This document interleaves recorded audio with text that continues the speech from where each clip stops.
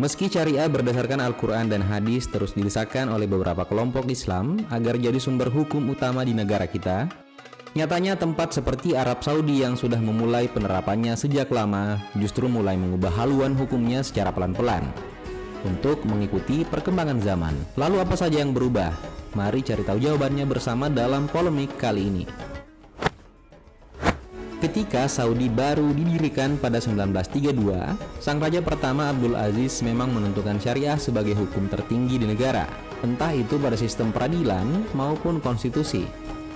Pemilihan ini bukan hanya berkaitan dengan tradisi yang terbentuk jauh sebelum kelahiran negara, tapi karena sumber hukum untuk menerapkan syariah secara tradisional kala itu sudah mapan dan dipahami oleh orang-orang Arab. Mulai dari Al-Quran dan Sunnah sebagai dasar utama, kias atau penalaran untuk penafsirannya, serta ijma atau konsensus yuridis untuk menetapkan batasan penerapannya. Secara umum ada 5 aliran besar pemikiran yang mendalami persoalan ini: Hanafi, Maliki, Syafi'i, Hambali, dan Jafari. Mereka adalah nama para imam besar di masa lalu yang perannya paling besar dalam mengembangkan metode untuk menjawab berbagai pertanyaan hukum, entah itu dalam urusan ibadah atau ritual, serta muamalah alias hubungan sosial. Proses penggalian inilah yang disebut ijtima, dan hasil temuannya akan jadi pengetahuan baru bernama fikih, yang jadi standar untuk menentukan posisi suatu tindakan dalam norma hukum maupun etis, mulai dari fardu atau wajib, kemudian mustahab yang berarti direkomendasikan, mubah alias netral, makruh yang berarti dibenci, serta haram yang artinya dilarang. Setiap aliran atau sering disebut mazhab punya pandangan yang berbeda tentang posisi suatu tindakan dalam hukum. Karena itu setiap negara yang mayoritas dihuni oleh umat Islam biasanya hanya mengikuti salah satu, berdasarkan kedekatan konteks suatu aliran atau relevansi dengan kondisi negara tersebut. Dalam kasus Arab Saudi, mazhab yang dianut secara resmi adalah Hambali, karena keluarga penguasa dan mayoritas warga adalah pendukung Wahabi. Ini adalah nama gerakan yang punya visi memurnikan ajaran Islam ke bentuk awal seperti saat pertama disebarkan. Makanya jangan heran kalau mazhab satu ini menolak segala macam bentuk kompromi, dan pendirian mereka bisa kita lihat dari penolakan kelompok ini terhadap istihsan atau kebijaksanaan pakar, serta urf alias kebiasaan masyarakat, sebagai dasar yang kuat untuk menentukan posisi suatu tindakan dalam hukum. Namun pada prakteknya, dalam persidangan syariah di Saudi, pendapat mufti atau ahli hukum masih sering diminta dalam suatu perkara. Hanya saja, kekuatannya tidak sebesar fatwa yang dikeluarkan oleh para ulama. Ya, sistem hukum di Saudi maupun beberapa negara Arab lain memang masih menerapkan model hukum yang pernah digunakan leluhurnya. Tapi, entah sampai kapan bisa seperti ini. Karena agar bisa diterima dalam komunitas internasional, mereka mau tidak mau harus menyerap beberapa instrumen modern yang mungkin saja tidak sejalan dengan keyakinan tentang syariah. Mari bahas beberapa contoh pertentangan ini di poin berikutnya. Meski sudah sejak lama menegaskan diri sebagai monarki absolut, Arab Saudi sebenarnya tidak pernah punya konstitusi atau undang-undang tertulis yang mengikat. Kerajaan baru mengesahkan hal semacam itu pada 1992. Itu pun masih dianggap terlalu umum oleh dunia internasional untuk bisa disebut sebagai konstitusi, karena isinya hanya mewajibkan penguasa mematuhi syariah, serta menyatakan dengan tegas Al-Quran dan Sunnah sebagai konstitusi negara. Ini adalah pengakuan yang berlaku untuk hukum pidana maupun perdata. Makanya untuk kasus kriminal, pengadilan masih menerapkan sistem peradilan bangku yang menempatkan hakim di posisi berlawanan dengan para juri.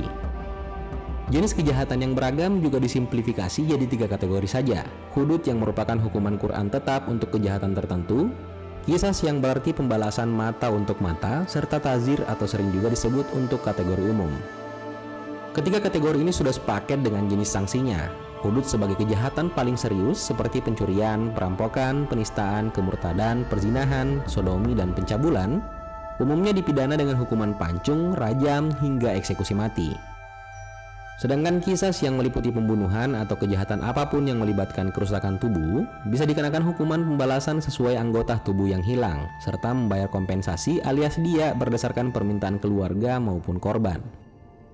Sementara tazir yang mewakili sebagian besar kasus, standarnya ditentukan oleh peraturan nasional seperti penyuapan, perdagangan, dan penyalahgunaan narkoba dengan sanksi paling berat berupa hukuman cambuk. Semua pidana barusan pada awalnya hanya disidangkan dalam pengadilan syariah. Hal serupa juga berlaku untuk perdata, mulai dari perkara keluarga macam pernikahan, perceraian, hingga pewarisan. Lalu perkara bisnis yang meliputi sistem perdagangan dan kontrak, perkara ketenagakerjaan seperti pengupahan maupun kompensasi dan libur pekerja, masalah tanah yang membahas soal kepemilikan properti, hingga perkara energi yang mengatur masalah sumber daya alam. Segala macam urusan seperti barusan pada akhirnya jadi tidak relevan jika seluruhnya ingin diperkarakan dalam pengadilan syariah, karena ada banyak masalah kontemporer yang sulit diselesaikan lewat jalur ini, terutama dalam urusan gender. Sudah jadi rahasia umum kalau di Arab Saudi perempuan selalu dipinggirkan dari berbagai urusan publik. Mereka dilarang mengemudi, bukan prioritas sebagai ahli waris, tidak diberi akses ke sektor pekerjaan formal, bahkan tidak diperhitungkan sebagai saksi dalam persidangan. Beberapa hal barusan tentu membuat Saudi dikritik oleh banyak negara. Pengadilan mereka disebut lamban, misterius, dan ketinggalan zaman. Makanya pada 2007 reformasi hukum mulai berlangsung di bawah kepemimpinan Raja Abdullah. Mahkamah Agung dibentuk, kemudian yurisdiksi komersial dan pidana Dewan Pengaduan dialihkan ke sistem pengadilan umum. Lembaga yudikatif juga mulai dipisahkan secara bertahap. Pengadilan tingkat pertama dispesialisasi jadi umum, pidana, keluarga, komersial, dan perburuhan, dan hal ini praktis membuat pengadilan syariah kehilangan kuasa mereka untuk mengadili semua kasus yang terjadi. Tentu itu bukan satu-satunya perubahan radikal yang terjadi pada hukum Saudi selama era milenium. Dengan diangkatnya Pangeran Muhammad bin Salman sebagai putra mahkota pada 2015, kerajaan telah berkali-kali dapat kritikan. Karena sederet kebijakan kontroversial yang jadi perdebatan bukan hanya di kalangan warga Saudi, tapi juga dalam komunitas muslim dunia. Ini berkaitan dengan reformasi dalam negeri yang dilakukan untuk mengubah citra Saudi secara internasional dan di dalam kerajaan. Itu sudah termasuk peraturan yang membatasi kekuasaan polisi agama serta peningkatan hak untuk perempuan.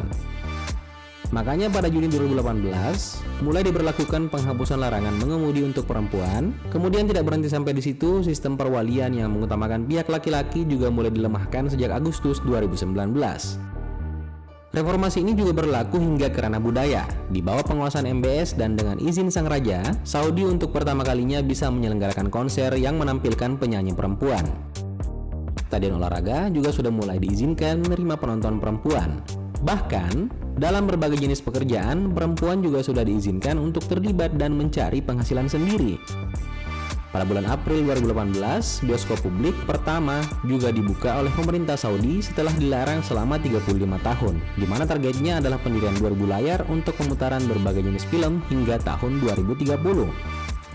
Dan tidak hanya menggalakkan reformasi budaya, MBS turut membuka negaranya untuk kedatangan turis internasional. Hal ini salah satunya dilakukan dengan memperkenalkan sistem e-visa yang memungkinkan penerapan dan penerbitan visa asing bisa dilakukan lewat internet. Kemudian di luar semua itu, dalam bidang hukum, pada 26 April 2020, Dewan Kehakiman tertinggi Arab Saudi bahkan telah menghapuskan hukuman cambuk yang selama ini jadi identitas negaranya. Lembaga satu ini beralasan kalau keputusan tersebut merupakan perpanjangan dari reformasi HAM yang diperkenalkan di bawah arahan Raja Salman dan berjalan dalam pengawasan langsung sang pangeran. Makanya tidak usah heran kalau belakangan semua hal yang dulunya haram seperti perayaan Tahun Baru Masehi, peringatan Halloween, Imlek, hingga Natal dan Valentine sekarang semuanya sudah jadi pemandangan umum yang bisa kita saksikan di Saudi.